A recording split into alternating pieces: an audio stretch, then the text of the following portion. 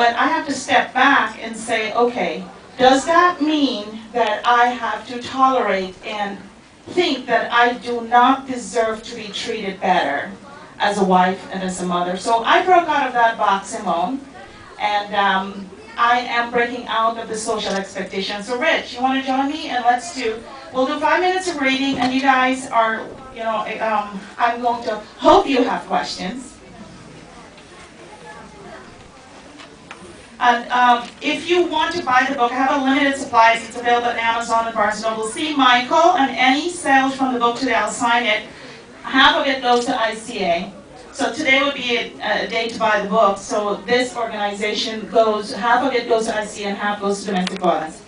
I'm going to read a chapter called Facing the Truth, Alcoholism. And it is a decently long chapter, but I'm only going to read 5 minutes. But before I do that, I want to read a quote. This is Rich, you've probably seen, hold on, let me get to it. This Gandhi is one of my mentors. I love his work. I've read many of his work. So I'll start out with one of my favorite quotes. You may never know what results come of your action, but if you do nothing, there will be no result. So I could have sat back after my situation and said, well, you know what, I got out and I'm so lucky. So, what the hell? I'm just going to go on and enjoy my life. So, but if I want to make a difference, I have a son who's 19 going on 20. He is a product of a domestic violent home with an alcoholic, abusive father. The probability of him becoming an alcoholic and an abuser is extremely high. I have a daughter who's 15. The probability of her being attracted to an alcoholic abuser is also very high. So did I do this for myself? Partly yes, but I also did it. I'm part of a group called Break the Silence, Say No to Domestic Violence. So with Rich earlier this year, we had the privilege of joining up with the DA's office to do a presentation here right in Queens. So I'm going to read part of this.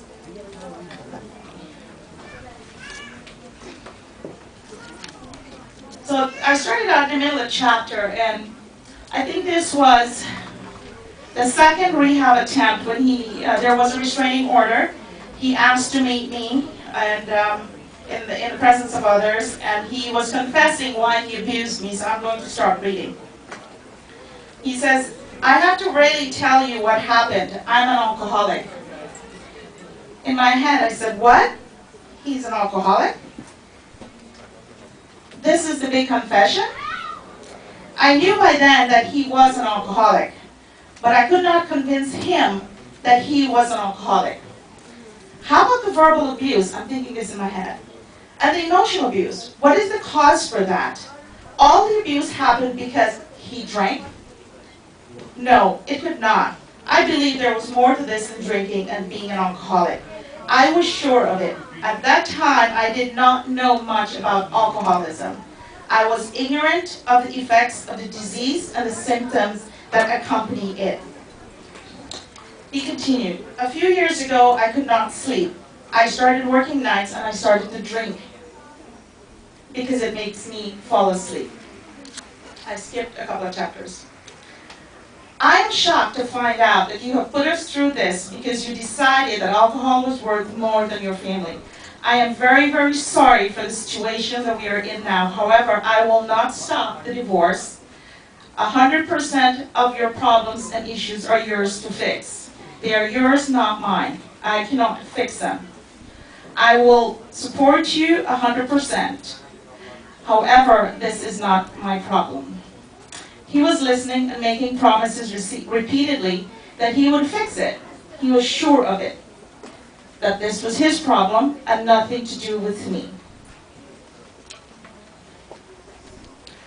As a result of that experience, and in the book it talks about step by step of many things that happened, but I want to skip to this part because this is very, very important to me.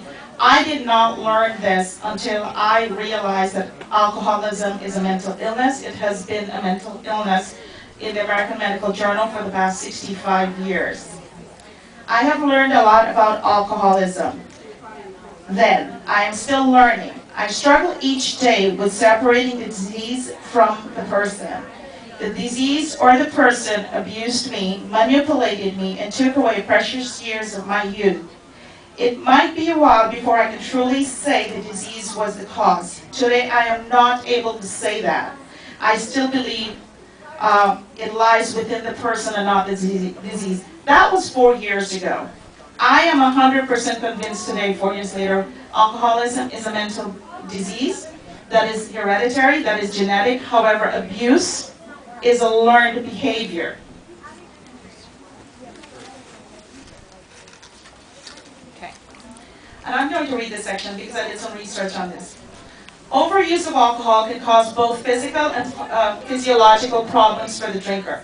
Physical signs can include the withdrawal symptoms like the shakes that can be observed visually when an alcoholic stops drinking. Other physical health problems can include liver disease, gastritis, anemia, and nervous disorders.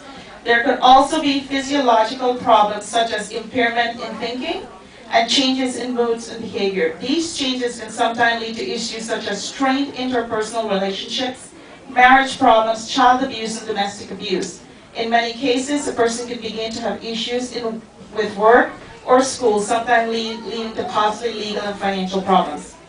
I learned that denial is the key part of the disease and become a major obstacle to recovery. And I'm going to stop right there. I've been speaking out publicly for about 2 years. I've joined up alliances with the New York District Attorney here at Queens Family Justice Center.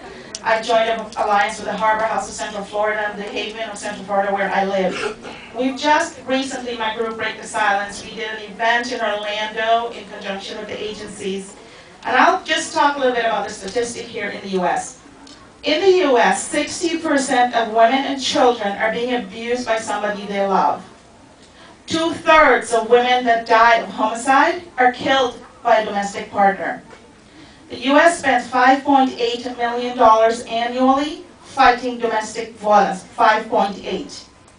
4.1 of that 5.8 is in medical care. Okay? That is in the U.S.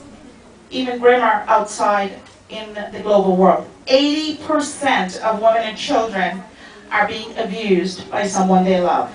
Every 18 minutes, someone is being killed by a domestic partner. That's in the world. We can't run from it, but what we can do is educate the community that we have a choice. On the table out there, there's some items. There are cards like this. These are my cards. There are 10 steps that I went through to recovery. And I'll read the first one that says, I accepted that I deserve to be treated better. As a woman, and as a mother who has a fiduciary duty to my children, I have to set an example. I can't leave that to someone else. I can't leave that up to the abuser and the alcoholic. So I had to accept that I deserve to be treated better. It is a joy to be here with you, Richard, and I know we've done the events with you in the past. I'm a big support for any organization that educates the community in bettering themselves. This collection is phenomenal. I'm extremely proud. The documentary that I've done, I've traveled to other parts, especially in Guyana, and we did a rally last year in domestic violence, the first ever with over 5,000 people attending in the Guyana cricket ground. Is it a dangerous thing to be out there? Yes. There are very sharp cutlass in Guyana, as you all may know, right? We're going into these facilities with no security. When I went to Guyana, almost 25% of the women can't read. So I wrote this wonderful book. It took me like 5 years. I did a great job. What purpose is it going to solve for a community as a percentage of women that can't read? So when I came back in conjunction with some great partners and people that I work for a great company, Starwood Hotels and Resort Worldwide, that supports me in this endeavor. And I did a documentary that has 5 chapters, and as we walk around and we empower and educate the community, we teach about standing up for oneself. And the funny thing is, and I'll talk briefly and then I'll open up the floor. When I first published this, and I went public, the consensus was, oh, she's just an angry wife just wanting to get even. I am not an angry wife. I am an angry person that got I am a person that got angry because I got abused, but I did something about it. This book also will talk to the reader about where to get help, how important counseling is. My hats off. I was in counseling for a year before I even developed the courage to get divorced, and I'll speak very broken Guyanese now, so when I grow up and if somebody says they went to counseling, right? You go to counseling, Richard? Where are you by mad? So only mad people go to counseling. I have a master's degree, I'm a CPA. I'm going for a second degree undergrad in psychology. Believe me, I wasn't mad. I was a victim of abuse that didn't have the strength to stand up on my own, so I had to lean on others. That is my book, that is my project. Again, there's the CD that I just handed you. There are CDs on the table in the back, Rich, and we've done this before. If you take a CD, it's free, it's music that I put together, hired some great musicians here in New York earlier this year. If you take a CD, I'm asking you to do two things. It comes with a commitment. If you see organization helping victims of domestic violence, please donate. And whenever we do events like this, like ICA had sponsored our last event, donate to this organization because we just go around. We don't own facilities. We are not in the neighborhood. Organizations such as this put on a great facility for us. So donate to these organizations so we can educate the community. I don't have anything else from this end, but I would love to hear questions from the audience. So I'm going to get up and walk around with the mic. So. Okay, so I have a big mouth, so I don't need a mic. All right, we have one in the back.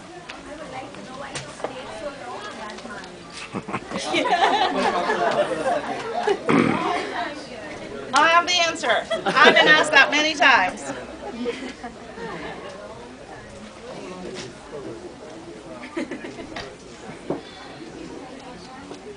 Hi, my name is Michael. Hi, Michael. Thank you so much for writing that book. I'm sure it's going to be helpful for the community. And I'm glad that you brought up counseling, that you went to counseling, because I know there's a big stigma in the community about seeking counseling. But what about your children? You mentioned earlier that you did this. You mentioned earlier that you did it for your children. So did you encourage your children to also seek counseling? Yes, I'm part of an anonymous group that helps families of alcoholics and addicts. My daughter goes with me regularly. In the beginning, my son had to see a counselor because he had anger, lying, manipulation issues. They're typically called behaviors of dry drunk. They're inherited behavior. So he went to counseling. Thank you for asking. It's a great question. He's now 20, and he tells me the same thing. What do you think, am I mad? So he stopped going. It's his choice. The opportunities are there. But yes, my daughter, who's 15, continues to go to counseling. Thank you. And I'll give it back to the... Thank you. Thank you for a great question. There are more questions. Okay, who do we have? Simone. Hey. Can you come up here because of please. Well, firstly, I want to commend you for writing this book, which I think was a powerful act. And I guess my question is, was the actual act of writing the book a healing process for you? Yes, this was my diary. Like I said earlier, I didn't want to tell anybody what was happening, but a counselor told me, well, if you write it down in a book, it'll make you feel better. So I did. I wrote it down in, well, a diary today is a little store and go drive, right? An external hard drive. So I started writing in that in 2005. And I wasn't feeling better. So I said to myself, I needed to do something that would help a catharsis for me to heal, and it did. I went through a lot of breakdown in that book. I used to spend hours in the library like this, and I remember they have this huge glass window, and I used to have to turn the rocking chair around looking at the back because I would cry when I had to put some manuscript together. I had to go through that healing in order to bring this out, and it helped me a lot. There's some other forms of abuse that I did not talk about sexual abuse in this book at the time this book was published. I will talk about it in the second book, which is titled Journey to Recovery, and that is basically going to talk about when a person comes out of abuse, what happens. If you don't get the right recovery, you go back to an abuser or like-minded person. I did the same thing. So yes, it was a healing thing for me. Okay, do we have any more questions? So why don't Okay, we'll take one from back here. I'll come back around.